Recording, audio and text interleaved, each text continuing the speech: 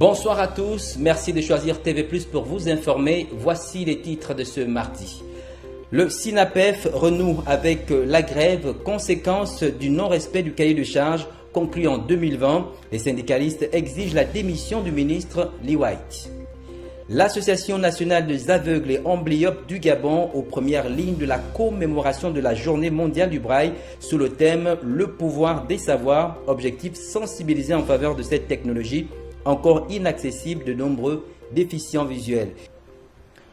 Front social en ouverture de cette édition d'information, la régularisation des situations administratives, l'amélioration de conditions de vie et de travail au menu du mouvement de grève du SYNAPEF, syndicat national des professionnels des eaux et forêts. Ce matin, Maya Meda s'est rendue sur les lieux pour s'imprégner de la situation. Regardons.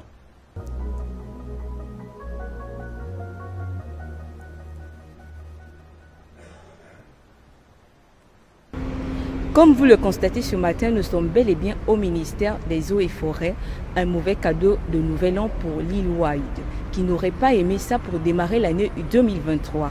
Le ministre des Eaux et Forêts devrait se frayer un petit sommeil ce matin pour accéder à son bureau car son personnel a décidé d'entrer en grève générale illimitée. Le mouvement de grève que vous constatez à partir de ce jour et qui a été décidé le jeudi 29 décembre 2022 est dû au non-respect par la tutelle des clauses du protocole d'accord signé avec les partenaires sociaux depuis le 2 septembre 2020, mais aussi au retard de paiement constaté des primes du troisième trimestre et du quatrième trimestre 2022. Le secrétaire général a précisé sur le micro de TV+ que le personnel se trouvait dans les locaux de la dite administration et aucune tâche administrative ne s'effectuait de 10h jusqu'à 15h30. Les différentes revendications qui sont contenues dans notre cahier de charges concernent deux volets principalement. Il y a le volet administratif qui est lié à la régularisation des situations administratives notamment, recrutement, reclassement et autres, mais aussi le volet social. Et dans le volet social, il y a l'amélioration des conditions de travail, mais aussi l'amélioration des conditions de vie. Jusqu'à ce que la situation s'améliore. Au cas contraire, lundi, un piquet de grève est prévu sur ce site. Même son de cloche à la Caisse nationale de sécurité sociale. Hier, les agents ont observé un mouvement de grève, conséquence d'un dialogue social improductif au centre de leurs revendications, des questions salariales et l'amélioration des conditions de travail. C'était un reportage signé Jessica Ondjoa. Un début d'année assez difficile à la Caisse nationale de sécurité sociale avec ce mouvement d'humeur déclenché au lendemain des festivités. L'objectif est de revendiquer les arriérés de salaire, en l'occurrence le 13e mois impayé. La réunion de ce jour, elle est consécutive au non-respect d'un engagement pris par l'employeur. Parce que vous vous souviendrez, vous êtes déjà arrivé ici, nous avons observé un mouvement de grève qui avait duré 5 jours. On a ouvert le dialogue social une fois, on a claqué la porte et nous avons ouvert une deuxième fois le dialogue social. Ce dialogue social a abouti à un accord conjoint entre l'administration provisoire et les travailleurs à travers leurs représentants. Donc nous étions tombés d'accord pour que l'effort qui avait été consenti par rapport à notre revendication, notamment celle de nous payer le 13e mois, devait être régularisé au plus tard le 31 décembre 2022. Nous avons attendu, malheureusement à notre grande surprise, nous avons été déçus une fois encore. Le torchon continue de brûler. Ce personnel en grève depuis l'année 2022 revient avec force, courage et abnégation pour chercher comment trouver une porte de sortie à cette crise. Ils ont tous décidé de la conduite à tenir. Donc il fallait demander l'avis de ces travailleurs-là, puisque c'est eux qui nous ont mandatés à travers une pétition. Il fallait donc solliciter leur avis pour la conduite à tenir. Donc ils ont décidé de lever la suspension de grève jusqu'à satisfaction totale de la dernière revendication qui faisait partie du préavis de grève que nous avons déposé au départ. Toutes les promesses que le chef de l'État a faites, moi personnellement, je crois que c'est l'avis de mes camarades, nous avons retenu un argument pertinent. L'argument pertinent, c'est celui selon lequel les caisses seraient désormais gérées par les partenaires sociaux, notamment les employeurs et les travailleurs. À partir de cet instant, nous pensons qu'avec nos employeurs, nous allons trouver des compromis ensemble pour pouvoir redresser la caisse. Et ça, c'est l'une des mesures, à mon avis, des mesures phares que nous attendons avec beaucoup d'impatience. Les travailleurs de la Caisse nationale de sécurité sociale disent « trop c'est trop ». L'administrateur provisoire semblerait-il incapable de résolutionner cette affaire qui dure depuis belle lurette. Un tout autre point à présent, le Gabon célèbre demain la journée mondiale du braille au titre de manifestation, celle prévue par l'Association nationale des aveugles et amblyopes du Gabon qui mettra en évidence la vulgarisation du braille qui est un système d'écriture pour les déficients visuels. Plus de précisions dans ce reportage de Chimène. Un début d'année assez difficile à la Caisse nationale de sécurité sociale avec... Ce serait une première édition qui permettra à l'Association nationale des aveugles et amblyopes du Gabon, ANAG, de montrer l'importance du braille aussi bien pour les personnes handicapées que non handicapées. Nous avons prévu faire déjà une petite sensibilisation. Nous commençons par la sensibilisation parce qu'en toute chose, il faut d'abord sensibiliser pour faire connaître la chose. Nous avons d'abord prévu faire une sensibilisation. Ensuite, nous allons, après la sensibilisation, présenter exactement le braille, quelle est son importance, l'outil du braille, comment utiliser cette écriture, avec quoi utiliser cette écriture. Les outils de communication du braille, il y en a sous plusieurs formes, parmi lesquelles... Lorsqu'on commence à apprendre le braille, le premier outil qu'on vous présente, c'est une tablette et le poinçon. C'est le poinçon qui remplace le stylo. Ensuite, nous avons des Perkins braille. Des Perkins braille, des machines. Un peu comme des ordinateurs, un peu comme... Voilà, des ordinateurs braille. Il y a aussi des ordinateurs braille. On a du papier braille parce qu'il faut le préciser que le braille ne s'écrit pas sur n'importe quel papier. Le manque de structures de formation et d'enseignants du braille demeurent les principales préoccupations. Le braille n'est pas encore vraiment pris en compte. Et voilà pourquoi cette écriture est encore très méconnue. Cette écriture n'existe encore dans aucune école au Gabon. Et on n'a aucune école où on peut aller apprendre le braille. Le souhait d'Arlette Nadia Mengue-Biban, présidente de l'ANAG, est l'introduction du braille dans les programmes d'enseignement primaire et secondaire du Gabon. Nous restons dans le même registre. En prélude à la manifestation de cette journée internationale du braille, la rédaction s'est intéressée à l'évolution des outils de communication utilisés dans le cadre de la vulgarisation du braille. Des explications avec Chimène. L'accessibilité à l'information pour les personnes aveugles et malvoyantes a fait un bond avec la création au XXIe siècle du système tactile d'écriture et lecture, le braille. Différentes inventions ont visé à faciliter la lecture et l'écriture pour les aveugles, comme les lettres en bois ou encore les nœuds sur une corde. En 1827, Louis Braille, étudiant aveugle, crée un alphabet sur le système d'écriture à points saillants développé par Charles Barbier de la Serre. Le braille devient alors un facteur clé pour l'intégration sociale et éducative des personnes atteintes de cécité. À partir de 1853, il devient le système de communication internationale de l'école. Depuis lors, des dizaines de générations ont accédé à l'information, à l'éducation et à la culture par le toucher, ce qui leur a permis de s'intégrer dans la société.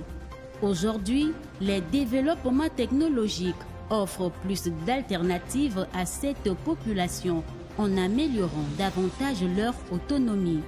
Si l'avancée est comparable à celle impulsée autrefois par le système Braille, elle est plus spectaculaire encore. Les technologies d'interface vocale sont en passe de changer la donne pour une majorité de la population malvoyante ou non.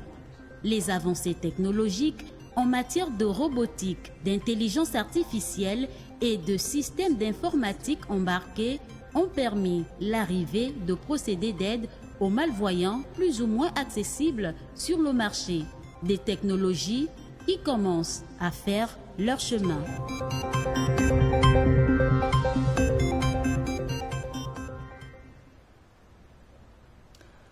Après 2 semaines de vacances, retour dans les salles de classe sur l'ensemble du territoire national. Jessica Andjou a fait le tour de certaines écoles de la capitale gabonaise, se rendre compte du retour du personnel enseignant, administratif et des élèves dans les établissements. Regardons. Après les fêtes de fin d'année, c'est un nouveau trimestre qui a débuté. Dans certaines salles de classe de Libreville, le constat est le même. Les élèves sont présents afin de commencer un nouveau challenge. Les cours ont repris, on a commencé, on a eu cours de maths et de français. Il y a certaines personnes ne sont pas venues, mais sinon, la plupart étaient là. Aujourd'hui, on a commencé des cours. Depuis le matin, je commençais en 3e et je suis en 6e. Ici en 6e que je suis, il n'y a pas d'absence. Apparemment, tout le monde est là et les élèves ont répondu présent.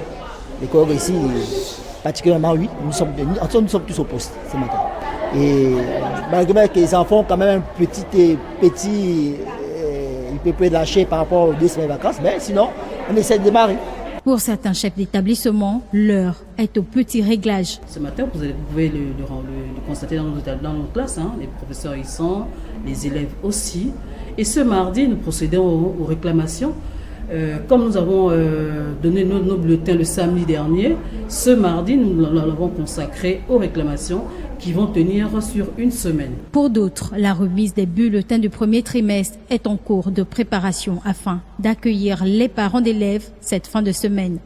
Je confirme bel et bien la reprise des activités au sein de notre structure scolaire, bien que certaines classes ne sont pas pleines à 100%, mais toutefois, la moitié au moins a repris le chemin de l'école et ce matin, on a lancé toutes les activités sans souci. Les enseignants sont en place, hormis quelques absences, 1 ou 2, mais sinon, tout le monde est en place. Donc, on continue avec la progression des enseignements. La remise des bulletins va se faire d'ici peu. Le 2e trimestre a pris son envol. Ceux qui avaient encore des doutes, les cours ont bel et bien repris. La machine est lancée. Le projet de construction de plusieurs universités au Gabon, évoqué par le président Ali Bongo lors de son adresse à la nation du 31 décembre, a suscité la réaction de plusieurs acteurs du secteur éducation. Jessica Andjou a recueilli leurs avis ce matin. Regardons. Le discours du président de la République n'a pas laissé indifférents les acteurs du secteur éducatif. Les mesures prises pour l'amélioration des conditions de travail en matière d'effectifs pléthoriques sont d'une grande importance. Le SNEC retient que des universités publiques vont ouvrir. Il s'agit de l'université des sciences et techniques de la santé d'Okala, l'université des sciences de l'éducation du Cap-Estérias, l'université de Port-Gentil. Le SNEC accueille favorablement, avec enthousiasme, cette promesse. Et nous n'attendons plus qu'à voir la naissance ou l'ouverture de ces universités. Le président de la République n'a rien dit sur l'augmentation des capacités d'accueil de l'université Omar Bongo principalement, puisque c'est l'université Omar Bongo qui m'intéresse particulièrement. Le moment d'évoquer un certain nombre de décisions, le discours tant attendu par les Gabonais en général, les acteurs de l'éducation en particulier, se décline sous diverses formes. Nous sommes restés sur notre fin parce qu'il n'a pas abordé la partie formation. Parce que comme vous le savez, beaucoup d'enseignants ou beaucoup de jeunes Gabonais souhaitent embrasser la carrière enseignante. Et comme vous le savez, dans le secteur de l'éducation, nous avons beaucoup de départs. Les enseignants qui vont en stage vertical, comme cette année, nous avons plus de 1000 qui sont partis en stage vertical. Nous avons des décès, nous avons les mises en retraite. L'année passée, nous avons enregistré plus de 400 enseignants qui sont partis. Donc, il faut renouveler les ressources. Il faut les former, il faut les... Donc, cet aspect-là n'a pas été suffisamment abordé. Les acteurs concernés sont pour certains restés sceptiques en raison d'importants manquements non évoqués. Les promesses du président de la République sont donc attendues avec beaucoup d'impatience. Nouvelle année, nouvelle ambition. Les professionnels des médias ont formulé hier des vœux à l'occasion de cette année 2023 allant dans le sens de valoriser la profession du journalisme en République gabonaise. Des précisions avec Melinda Bouédé. Par rapport à la nouvelle année, nous aimerions avoir beaucoup plus de créativité au niveau des médias, que ce soit médias audiovisuels, médias traditionnels print.